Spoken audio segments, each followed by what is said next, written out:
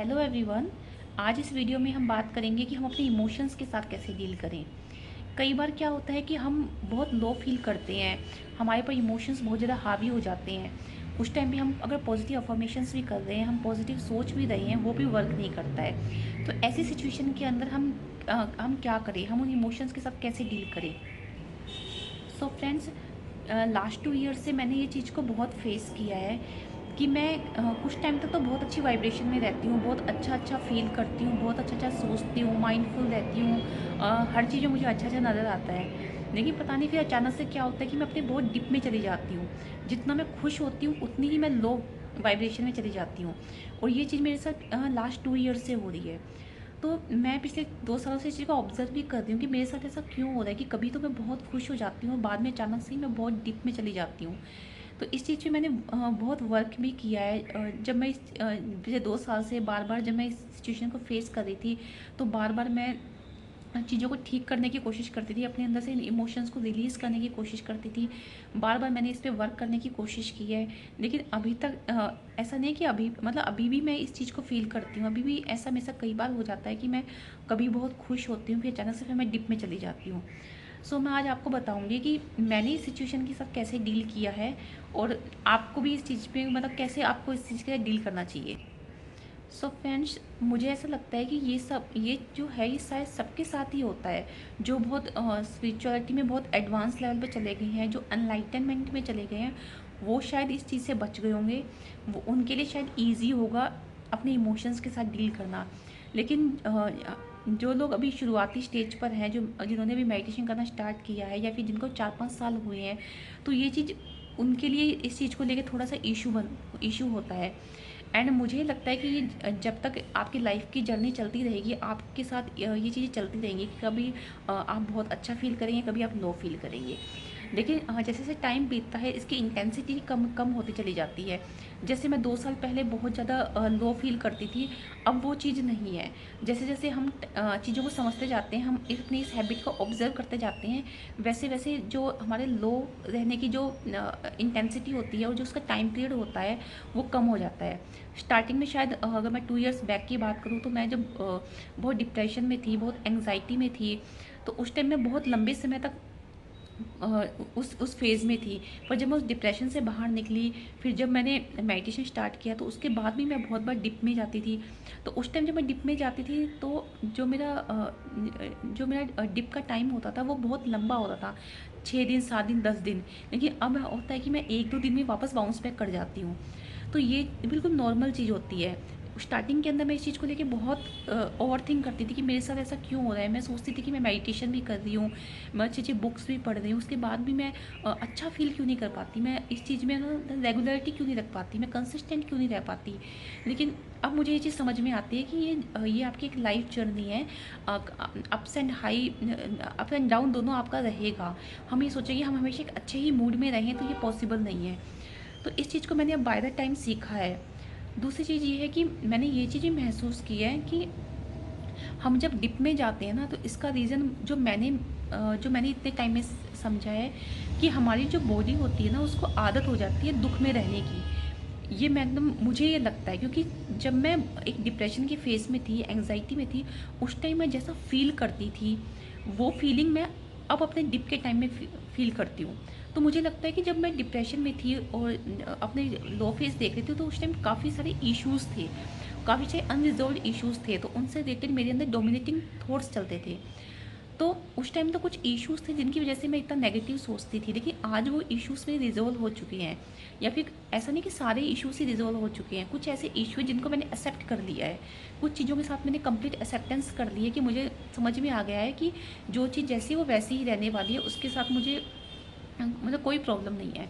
तो कुछ चीज़ों के साथ मैंने एक्सेप्टेंस भी रख ली है।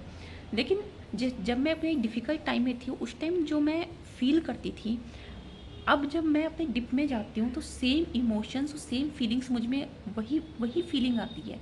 मैं महसूस कर पाती हूँ, मुझे समझ में आता है कि ये वही सेम फीलिंग है जो उस टाइम पे अराइज़ होती थी। तो अब जाके मुझे समझ में आया है कि हमारी जो बॉडी होती है, हमारा जो माइंड होता है, उसको दुख में रहने की हैबिट हो जाती है। और हमारा जो बॉडी होती है ना, उसमें भी माइंड होता है। हमारी जो बॉडी की एक सेल होता है ना, उसमें मेमोरी होती है।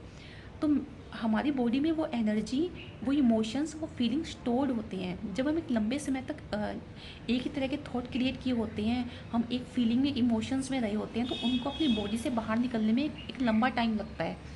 तो मुझे ये लगता था कि मैं काफ़ी टाइम से मेडिटेशन कर रही हूँ, मैं अच्छी अच्छी बुक्स पढ़ रही हूँ, मैंने अपने काफ़ी थॉट्स को चेंज किया है, मैंने काफ़ी चीज़ों के साथ एक्सेप्टेंस में लेकर आई हूँ, और मतलब मैंने अपने नेचर में, अपने बिहेवियर में काफ़ी चेंज भी देखा है।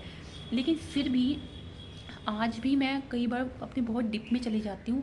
तो जब मैं बहुत अपने लो फेज़ में होती हूँ, तो मैं इस चीज़ को ऑब्ज़र्व करती हूँ अपनी बॉडी में कि यार मैं उस सेम फीलिंग और इमोशंस में, उस सेम पैटर्न्स में जा रही हूँ जब मैं पहले हुआ करती थी। दूसरी चीज़ ये है दूसरी चीज़ ये है कि मैंने ये भी फ़ील किया है कि जो जब मैं डिप में होती हूँ ना, तब अगर मैं मतलब मेरे फीलिंग्स और इमोशंस बहुत हैवी होते हैं, मैं अच्छा फ़ील नहीं कर रही होती हूँ, लेकिन मेरे थॉट पॉजिटिव होते हैं। अब मैं काफ़ी चीज़ों को समझ गई हूँ, मैं अपने आप को समझाती हूँ कि यार ये अभी मैं अच्छा फ़ील नहीं कर रही, ये शॉर्ट पीरियड के लिए है, आफ्टर सम टाइम फिर से वैसा ही फ़ील करना शुरू कर दूँगी। तो मैं इस चीज़ से अवेयर होती हूँ कि ये जो डिप का मोमेंट है, ये शॉर्ट पीरियड के लिए है। दूसरा, मेरे अंदर पॉजिटिव थॉट्स होते हैं, मैं अच्छा सोच रही होती हूँ, लेकिन अच्छा सोचने के बावजूद भी मेरी फीलिंग्स और इमोशंस जो होते हैं वो नेगेटिव होते हैं। मेरा कुछ भी करने का मन नहीं करता, कुछ भी मुझे अच्छा नहीं लगता। और एक चीज़ और, कई बार तो मुझे ऐसा लगता है कि जैसा मेरा माइंड ना वेट करता है कि मैं कैसे दुख में जाऊँ। कोई चीज़ नहीं होती, सब कुछ सही चल रहा होता है, कोई छोटी सी बात होती है या कुछ ऐसी चीज़ जो मुझे, जो मेरे पुराने जो बिलीव्स हैं या मेरे जो पुराने पैटर्न्स हैं उनसे कंफर्टेबल नहीं है, उनसे मैच नहीं कर रही है, तो बस उसको पकड़ के मेरा माइंड बैठ जाएगा, फिर मुझे नई नई कहानियाँ दिखाएगा और मुझे बुरा फील करने के लिए मजबूर करता है। कभी कभी तो मुझे ऐसा लगता है, मतलब मैंने ये चीज़ ऑब्जर्व किया है कि जब मेरा माइंड मतलब मैं बुरा फील कर रही होती हूँ, उस टाइम मेरे माइंड में यही थॉट चल रहे होते हैं कि यार इतनी बड़ी तो चीज़ हुई ही नहीं है, कुछ भी नहीं हुआ है, सब कुछ बिल्कुल नॉर्मल है।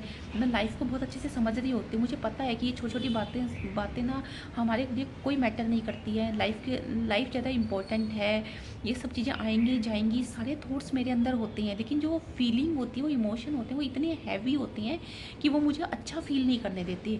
मेरा कुछ करने का मन नहीं करता, मेरा दुःख में ही रहने का, परेशान रहने का ही मन करता है।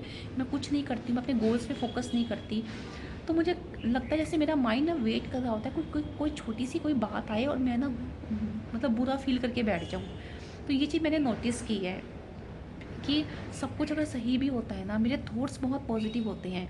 मैं अपने आप को बोल रही होती हूँ कि ये सब कुछ इल्यूजन है, अर्थ में हम एक शॉर्ट पीरियड के लिए आए हैं, हमें इंजॉय करना है लाइफ को, छोटी छोटी बातों से हमें हर्ट नहीं होना, ये सब जो चल रहा है वो सब कुछ ओके है। लेकिन फिर भी मैं फ़ील अच्छा नहीं कर पाती, क्योंकि जो पुराने मेरे पहले के इमोशंस होते हैं, जो पहले की फीलिंग्स थी, जब मैं बहुत परेशान हुआ करती थी, वो वाले फीलिंग्स और इमोशंस मुझ पे हावी हो जाते हैं। सो मैंने इस चीज़ को बहुत ऑब्ज़र्व किया लास्ट 2 ईयर्स के अंदर, और अब मैं इस कंक्लूजन में पहुँची हूँ कि ये सब मोमेंट्स आपके आएँगे और जाएँगे, हमें इन सब में अटकना नहीं है। जब हम बहुत डिप में होते हैं, तो हम उस डिप वाली फीलिंग को एक्सेप्ट करें, हम उसको पूरा महसूस करें, यही एक सॉल्यूशन है इस चीज़ से बाहर निकलने का। अगर हम उस डिप के मोमेंट में अगर हम बहुत दुखी होकर बैठ गए कि मैं तो बहुत मेडिटेशन कर रही हूँ, मैं तो बहुत अच्छी-अच्छी किताबें पढ़ रही हूँ, मैं ऐसा फ़ील क्यों कर रही हूँ, मेरे साथ ऐसा क्यों हो रहा है, मैं आगे क्यों नहीं बढ़ पा रही हूँ, मैं फिर से वही इमोशंस को क्यों फ़ील कर रही हूँ, तो इस तरह अपने आप को ना मतलब गिल्ट में डाल के क्रिटिसाइज़ करके कोई फ़ायदा नहीं होना है। इसका बेस्ट सॉल्यूशन यही होता है कि हम उस फीलिंग में जब होते हैं, हम उसको एक्सेप्ट करें और हम उस फीलिंग को फ़ील करें, हम उस इमोशंस को अच्छे से फ़ील करें, हम उसके साथ एक हो जाएँ, तभी वो डिज़ोल्व होंगे। उनसे जितना भागने की कोशिश करेंगे, वो हमारे पास और आएँगे, और जितना हम उसको पास जाके गले लगाएँगे, हम उसको एकदम मर्ज कर देंगे अपने अंदर, एब्ज़ॉर्ब कर देंगे, तो धीरे-धीरे अपने आप उसकी इंटेंसिटी कम होती जाएगी।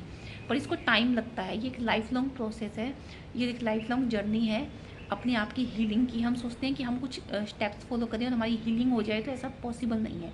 हीलिंग के अंदर टाइम लगता है, ये लाइफ़ लॉन्ग चलता रहेगा, क्योंकि डेली हम अलग-अलग तरह के लोगों से मिलते हैं, डेली हमारी लाइफ़ में डिफरेंट डिफरेंट सिचुएशंस होती हैं।